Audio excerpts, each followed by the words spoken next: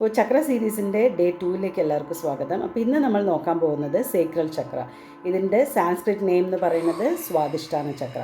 അപ്പോൾ ഇതിൻ്റെ കളർ എന്ന് പറയുന്നത് കളർ ഓറഞ്ചാണ്. ഇത് സ്ഥിതി ചെയ്യുന്നത് ലോവർ അബ്ഡോമൻ, അതല്ലെങ്കിൽ നേവൽ പോർഷൻ്റെ താഴെയായിട്ടാണ് ഇത് സ്ഥിതി ചെയ്യുന്നത്.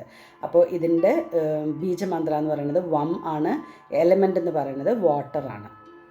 അപ്പോൾ ഇതിനോട് ബന്ധപ്പെട്ടിട്ടുള്ള ഇമോഷൻസ് എന്ന് പറയുന്നത് ക്രിയേറ്റിവിറ്റി, പ്ലഷർ, ജോയ്, ഇതെല്ലാം ഇത് ബാലൻസ് ആയി കഴിയുമ്പോൾ നമുക്ക് എൻജോയ് ചെയ്യാൻ പറ്റുന്നതായിരിക്കും. ഇത് ബ്ലോക്ക്ഡ് ആണെങ്കിൽ നമുക്ക് ഗിൽട്ട് ഉണ്ടാവും, ഇമോഷണൽ ഇൻസ്റ്റെബിലിറ്റി ഉണ്ടാവും, ഇതെല്ലാം നമുക്ക് ഫീൽ ചെയ്യാൻ തുടങ്ങും ഇത് ബ്ലോക്ക്ഡ് ആണെന്നുണ്ടെങ്കിൽ.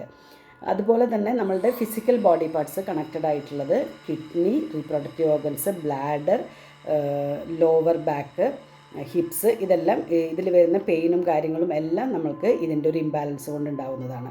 പിന്നെ ഇതിനോട് കണക്റ്റഡായി കിടക്കുന്ന ഫ്രൂട്ട്സ്, അല്ലെങ്കിൽ ഏതൊക്കെ ഫ്രൂട്ട്സോ വെജിറ്റബിൾസോ കഴിച്ചാലാണ് നമ്മൾക്ക് ഇത് ബാലൻസ് ആയിട്ട് ഇരിക്കാൻ പറ്റുന്നുണ്ടെങ്കിൽ ഓറഞ്ച്, മാംഗോസ്, അതായത് ഓറഞ്ച് കളറിലുള്ള ഏതൊരു ഫ്രൂട്ടും നമുക്ക് ഇതിനോട് ബന്ധപ്പെടുത്താവുന്നതാണ്. ഓറഞ്ച്, മാംഗോ, പപ്പായ, കോക്കനട്ട് വാട്ടർ, സ്വീറ്റ് പൊട്ടാറ്റോ, ഇതെല്ലാം നമുക്കിതിനെ ആക്ടിവേറ്റ് ചെയ്യാനായിട്ട് ഒരു പരിധി വരെ സഹായിക്കുന്നതായിരിക്കും.